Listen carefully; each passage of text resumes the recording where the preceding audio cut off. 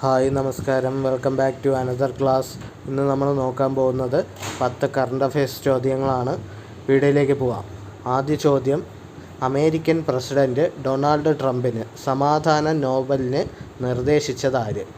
Israel പ്രധാനമന്ത്രിയായ Benjamin Netanyahu ആണ് Donald ട്രംപിന് സമാധാന നോബലിന് നിർദ്ദേശിച്ചത്. 2025 ജൂലൈയിൽ വിടവാങ്ങിയ ചലച്ചിത്ര നാടക നടിയും പിന്നണി ഗായികയും ശബ്ദകലാകാരിയുമായിരുന്ന വ്യക്തിയാണ് CS രാധാദേവി. അടുത്ത ചോദ്യം: ബാരിലിയസ് ഇംഫാലെൻസിസ് എന്ന പുതിയ ശുദ്ധജല മത്സ്യ ഇനത്തെ അടുത്തിടെ കണ്ടെത്തിയ പ്രദേശമാണ് മണിപ്പൂർ. ബാരിലിയസ് ഇംഫാലെൻസിസ് എന്ന പുതിയ ഇനം ശുദ്ധജല മത്സ്യത്തെ കണ്ടെത്തിയത് മണിപ്പൂരിലാണ്. അടുത്ത ചോദ്യം: നാഷണൽ ഓവർസീസ് സ്കോളർഷിപ്പ് പദ്ധതി നടപ്പിലാക്കുന്നത് കേന്ദ്ര സാമൂഹ്യ നീതി മന്ത്രാലയമാണ്.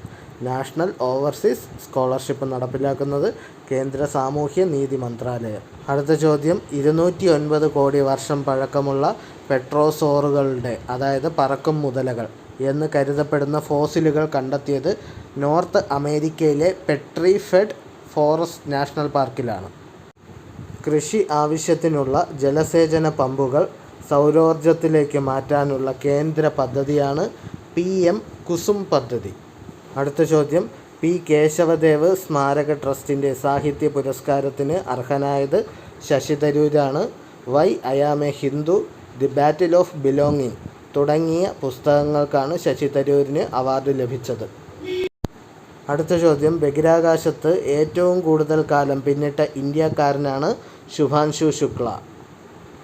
അടുത്തിടെ പുതുതായി വികസിപ്പിച്ച സാത്ന വിമാനത്താവളവും നവീകരിച്ച ദാതിയ വിമാനത്താവളവും പ്രധാനമന്ത്രി വെർച്വലായി ഉദ്ഘാടനം ചെയ്തു. ഇവ സ്ഥിതി ചെയ്യുന്ന സംസ്ഥാനം മധ്യപ്രദേശാണ്. റഷ്യയിൽ കമ്മീഷൻ ചെയ്ത ഇന്ത്യയുടെ പുതിയ യുദ്ധക്കപ്പലിൻ്റെ നിർമ്മാണത്തിലും പങ്കെടുത്ത സ്ഥാപനമാണ് കെൽട്രോൺ. INS തമൽ എക്കോ സൗണ്ടറും അണ്ടർ വാട്ടർ കമ്മ്യൂണിക്കേഷൻ സിസ്റ്റവും നിർമ്മിച്ചത് കെൽട്രോൺ ആണ്.